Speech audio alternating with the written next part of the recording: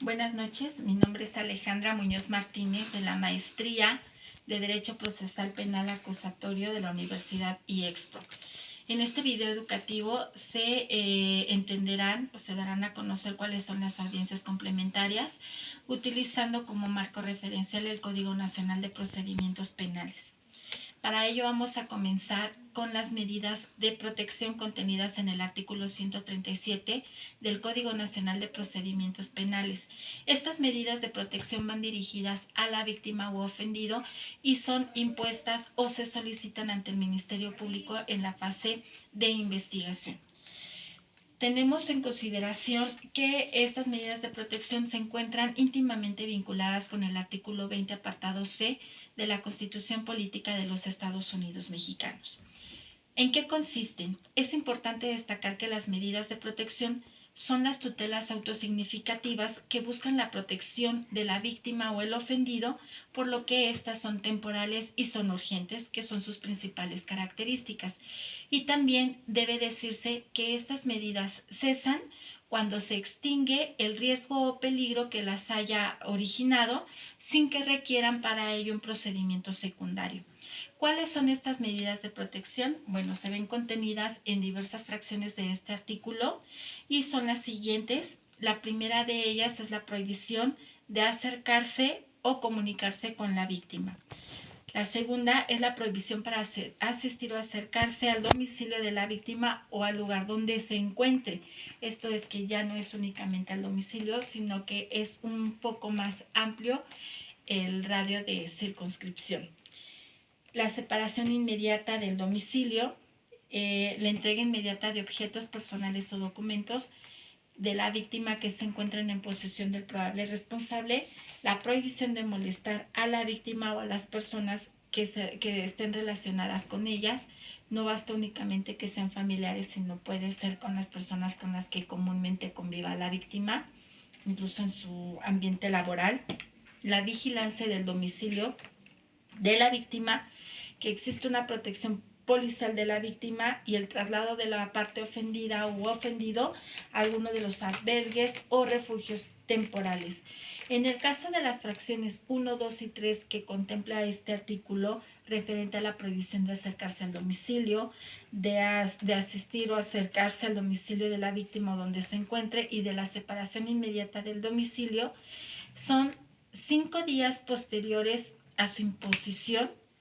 Deberá celebrarse una audiencia para que el juez de control sea quien las ratifique, modifique o las cancele, porque hay que recordar que estas son temporales y de ahí que sean la necesidad, de acuerdo al bien jurídicamente tutelado, habrá la necesidad de promover por parte del Ministerio Público o por parte del ofendido o su representante esta audiencia ante el juez de control. El incumplimiento, en el caso de la modificación de estas medidas por algunas medidas cautelares, el incumplimiento de las medidas cautelares que sustituyan a las medidas de protección, será que el Ministerio Público imponga unas medidas de apremio, también consideradas en la propia ley. Habrá que establecer que los delitos en razón de género se tiene que regir o estar supletoriamente a lo que dice la Ley General de Acceso a las Mujeres a una Vida Libre de Violencia. Ahora bien, el artículo 138 del Código Nacional de Procedimientos Penales nos habla sobre las medidas precautorias. Estas van dirigidas a la aplicación en contra del imputado, mientras las medidas de protección van dirigidas a la ofendida, a la parte ofendida o víctima del delito. Las precautorias se imponen como una carga para el imputado. Estas medidas precautorias se dirigen más que nada a garantizar la reparación del daño como uno de los derechos fundamentales que también tiene la víctima, de acuerdo al artículo 20 constitucional, apartado C.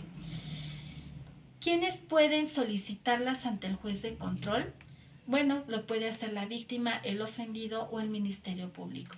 Aunque en tratándose de la figura también reconocida por el Código Nacional de Procedimientos Penales en concatenación con la Ley General de Víctimas, se tiene también la figura del asesor jurídico que no puede dejarse fuera. Entonces, pudiese ser o bajo una igualdad ante la ley, el asesor jurídico, desde mi punto de vista, también puede ser un peticionante de estas medidas precautorias. ¿Cuáles son estas medidas? Bueno, las medidas precautorias que maneja este artículo son dos principalmente, que es el embargo de bienes y la movilización de cuentas. Estas medidas precautorias también son susceptibles de ratificarse, modificarse y cancelarse. Obviamente, para esto también existe una solicitud y puede ser por parte del imputado o los terceros interesados, y siempre y cuando el juez cite a las partes o escuchándose el parecer del Ministerio Público de la víctima o el ofendido. La cancelación de estas medidas precautorias son bajo las siguientes hipótesis. La primera, cuando el imputado garantiza o paga la reparación del daño. La segunda, si se decretan antes de la audiencia inicial y el Ministerio Público no las promueve o no las solicita o no solicita la orden de aprehensión en el término legal establecido en el Código Nacional. Por sentencia absolutoria, por sobreseimiento de la causa o cuando se trate de una sentencia condenatoria pero donde se absuelva del pago de la reparación del daño al imputado. ¿Cuándo se hacen efectivas estas medidas cautelares, providencias precautorias, es cuando existe primero una sentencia condenatoria que ya se haya declarado ejecutoriada. Obviamente se llevarán a cabo a través del procedimiento de embargo y este procedimiento se regirá a través del Código Federal de Procedimientos Civiles. La duración de ambas medidas precautorias es de 60 días naturales, pero puede existir una prórroga contenida y de acuerdo al artículo 138 de hasta 30 días. Pueden también ser, estos se contabilizan a partir de la desaparición de la causa que dio origen a la imposición de la medida. Y las partes que pueden solicitar que se deje sin efectos estas medidas son el Ministerio Público, el imputado, su defensor, las únicas personas reconocidas por la ley para ello. Continuemos entonces para establecer que el artículo 141 del Código Nacional de Procedimientos Penales se refiere a las audiencias de solicitud de orden de comparecencia y de orden de aprehensión, que son los medios de conducción del imputado al proceso. Este artículo 141 nos habla de varias hipótesis para lograr la comparecencia del imputado o su asistencia a cualquier audiencia dentro del procedimiento. Y siempre y cuando se requiera para ello que se haya cometido un hecho que la ley señale como delito, donde el Ministerio Público previamente anunciará ante el juez de control que en la carpeta de investigación existen datos que se establezcan la comisión de este hecho y también la probabilidad de que el imputado lo haya cometido o en su caso haya participado en su comisión. Por ende, el Ministerio Público puede solicitar tres cuestiones al juez de control. La primera, que es la citación del imputado para la audiencia inicial, donde el juez de control obviamente solicitará, señalará día y hora para que el imputado comparezca a la misma, obviamente con un apercibimiento.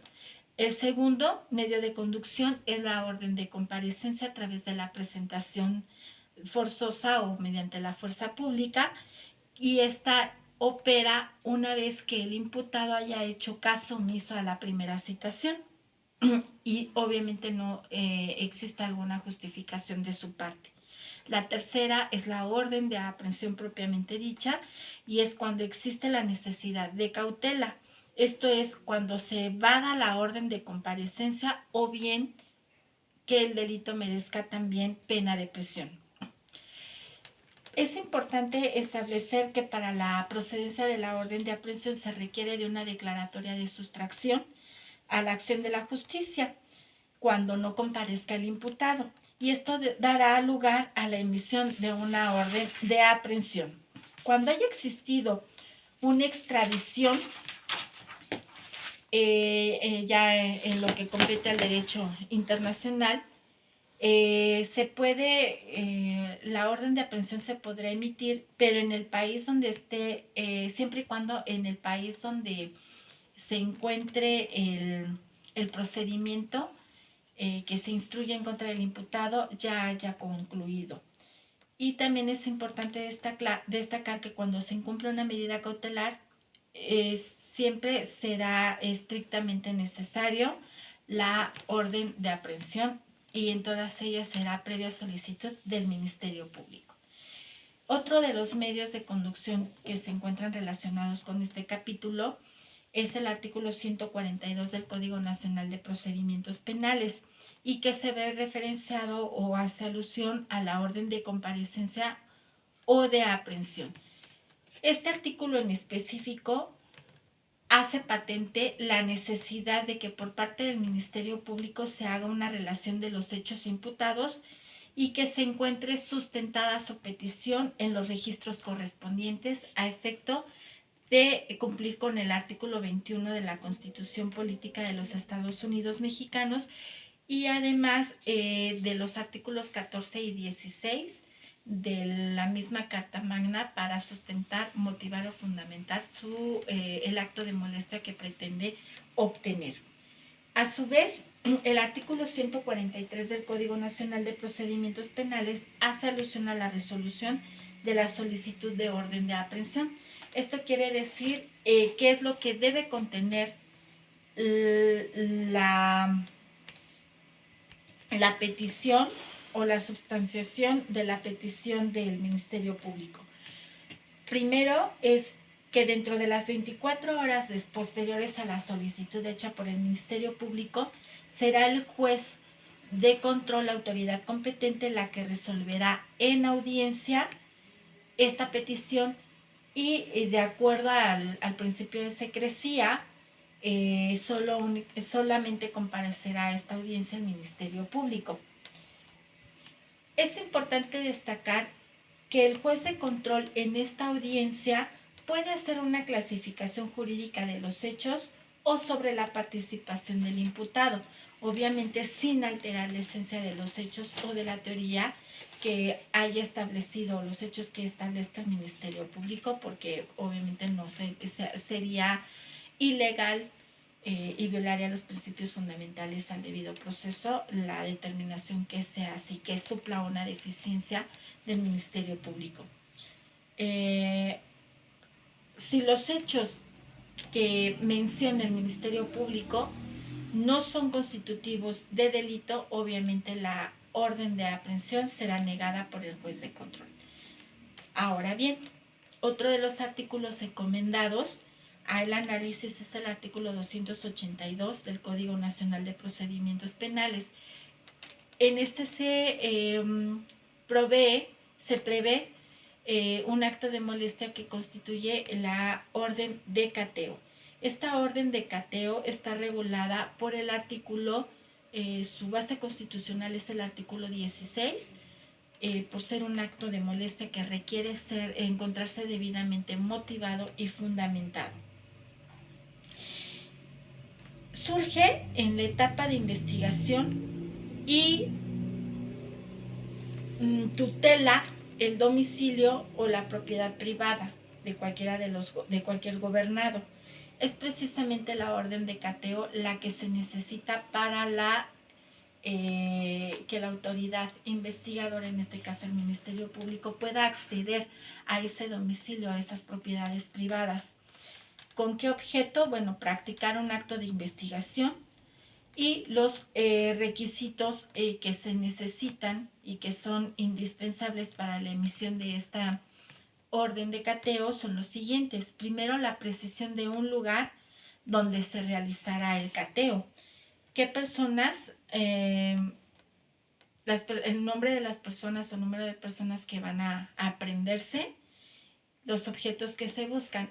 Esto es así porque la orden de cateo tiene como finalidad, uno, la búsqueda de indicios que se relacionen con la comisión del hecho tipificado por la ley como delito, o bien la ubicación y localización de las personas a las cuales se les atribuye la comisión de este hecho delictivo.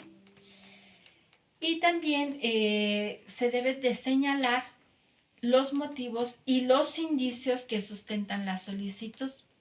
Los indicios obviamente para que el juez al momento de resolver cuente con los elementos necesarios para determinar si se encuentra base, hay una base legal, jurídica, real, que, en que se sustente la necesidad de emitir esta orden de cateo. También el Ministerio Público no debe de ser omiso en establecer qué funcionarios públicos podrán o deberán intervenir en el desahogo de la orden de cateo. El artículo 283 del Código Nacional de Procedimientos Penales establece cuál es la resolución judicial que recae ante una petición de orden de cateo. Para ello es necesario que la resolución judicial contenga el nombre y cargo del juez de control que la expide. Esto es también la identificación del proceso o de la carpeta judicial en que se imita, el lugar o lugares que serán cateados y lo que se espera encontrar en ellos, sean objetos o indicios, o bien las personas que probablemente hayan cometido esos delitos. ¿Cuál es el motivo de cateo? Esto es, cuáles son los indicios existentes que se desprendan, de los que se desprenda la posibilidad de encontrar a las personas objetos buscados, el día y hora en que debe practicarse el cateo, y el cateo tendrá una vigencia de 3 días después de obsequiarse. Si no se precisa la fecha, el Código Nacional de Procedimientos Penales en este artículo 283 establece de manera puntual que la orden de cateo quedará sin efecto. También otro de los requisitos que debe contener la resolución es qué servidores públicos están autorizados para practicar o intervenir en la orden de cateo. Lo importante aquí es determinar que una vez recibida la solicitud por parte del Ministerio Público, el juez de control tiene 6 horas para resolver la petición y establecer si procede o no procede este acto de molestia. Continuemos entonces con el artículo 291 del Código Nacional de Procedimientos Penales, que es referente a las audiencias para solicitar la intervención de comunicaciones privadas. Esto es como parte de la investigación y si el Ministerio Público lo considera necesario. Esta solicitud la harán el Procurador General de la República o bien los titulares de las fiscalías estatales y se hace directamente al juez federal de control debido a la materia de telecomunicaciones contenidas en la Carta Magna. Esta solicitud deberá expresar el objeto y la necesidad de la misma. ¿Qué abarca esta solicitud? Bueno, todo sistema de comunicación, programas que permitan el intercambio de datos, informaciones, audios, videos, mensajes, archivos electrónicos que graben, conserven o contenido de algún tipo de conversación. Y se resolverá también esta petición en 6 horas después de la recepción de la solicitud. Los requisitos de la solicitud deberán contener una debida fundamentación y motivación, precisar las personas o personas que estarán sujetas, el lugar donde se realizará, el tipo de comunicación a intervenir, su duración, como la línea, números o aparatos a intervenir, la empresa concesionada del servicio de telecomunicaciones. ¿Cuánto duran estas medidas? Bueno, no es mayor a 6 meses. Después de estos 6 meses se podrá autorizar una nueva intervención solo si el Ministerio Público acredita nuevos elementos que lo justifiquen.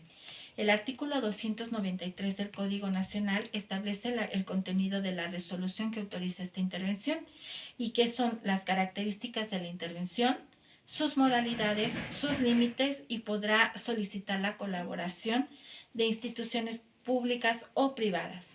A su vez, el artículo 294 establece cuál es el objeto de la intervención de estas comunicaciones. Estas comunicaciones se establece que pueden ser por escritas, orales, por signos, señales o por aparatos electrónicos, mecánicos, inalámbricos o alámbricos. La restricción en materias queda restringida estas medidas en cuestiones de electoral, civil, mercantil, fiscal, laboral, administrativo y en las comunicaciones que tenga el defensor con el imputado. El artículo 216 del Código Nacional de Procedimientos Penales se refiere a las audiencias de solicitud de actos de investigación. ¿Quiénes las solicitan? Bueno, podrán ser el imputado, si compareció o ya fue entrevistado previamente, su defensor, la víctima o el ofendido. Y podrán solicitarlas al Ministerio Público porque se refieren a los actos de investigación que estas partes estimen pertinentes. El Ministerio Público, por tanto, quedará obligado a ordenarlas solo en los actos que sean conducentes. Por consiguiente, su solicitud tiene que estar dotada de pertinencia y la emisión de conducencia. La solicitud deberá resolverse máximo en el término de 3 días posteriores a haberla recibido. El artículo 252 del Código Nacional de Procedimientos Penales se refiere a los actos de investigación que requieren autorización judicial. Esto es ante el juez de control. ¿A qué se refiere esta? Bueno, pues a todos aquellos actos que impliquen derechos establecidos en la Constitución. Entre otros, la misma ley establece que son, en el caso de exhumación de cadáveres, de las órdenes de cateo, intervención de comunicaciones privadas que ya han sido temas ya abordados, toma de muestras de fluidos corporales, vello o cabello, sangre o análogos, cuando la persona requerida se niegue a proporcionarlos, a excepción que se trate de la víctima u ofendido. El reconocimiento o examen físico de una persona cuando aquella se niegue a ser examinada y otras señaladas en la propia disposición legal. El artículo 258 se refiere a las notificaciones y control judicial. ¿Esto a qué se refiere? Principalmente nos hacen el abordamiento de 3 hipótesis. La abstención de investigar por parte del Ministerio Público, el archivo temporal que haya determinado el Ministerio Público, la aplicación del criterio de oportunidad y el no ejercicio de la acción penal. Deberá notificarse obviamente estas determinaciones a la víctima o ofendido o a su legal representante y serán impugnadas ante el juez de control dentro del plazo de 10 días posteriores a su notificación. Una vez que sean impugnadas por alguna de las partes que ya he mencionado, se tiene que abrir audiencia para decidir en definitiva por parte del juez de control. Deben estar forzosamente citadas a comparecer la víctima y el ofendido, así como el Ministerio Público y en su caso el imputado y su defensor.